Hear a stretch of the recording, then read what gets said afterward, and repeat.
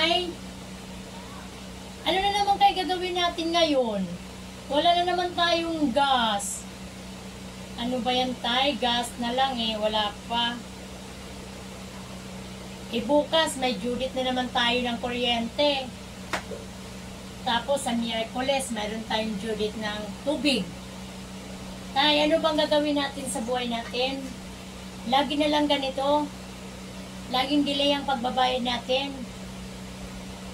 Baka mamaya, mapuputulan na naman tayo. Anak, ano ang gagawin?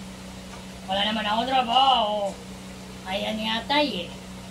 Yan mahirap sa mga taong walang trabaho.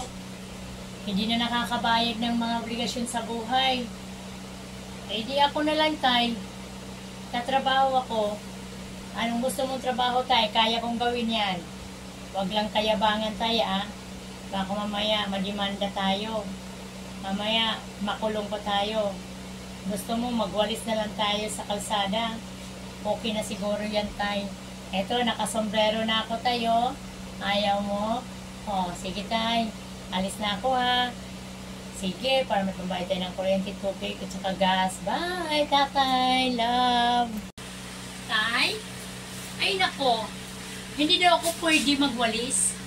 Kasi daw, hindi daw ako bagay. Ano kayong gagawin ko, Tay? Para magkapera tayo. Mang-scam na lang ako.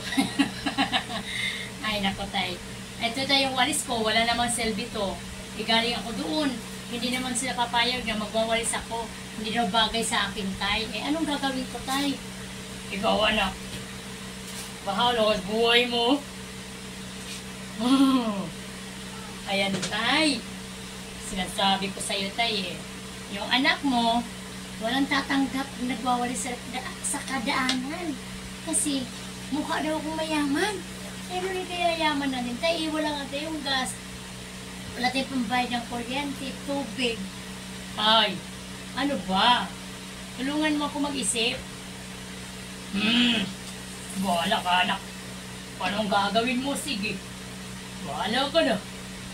Mang-scam ka. Sige, Tay, ha? Yan ang sinasabi mo sa akin. Mang-i-scam ako. Ay, Tay, masumak yata yan, Tay. Ano kang gagawin, Tay? Aha, maganda, Tay.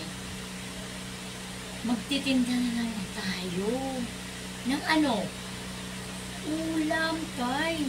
Kundi ikaw ang gulo, anak. Ikaw naman nakakalam sa buhay mo, eh. Naku, Tay, yun ang sinasabi ko sa'yo, eh. Puro na lang ako, eh. Wala na lang ikaw. Sige, Tay. Alis na ako. Titinda ako ng ulam. Doon sa plaza. Sa Block 46. Bye, Tay.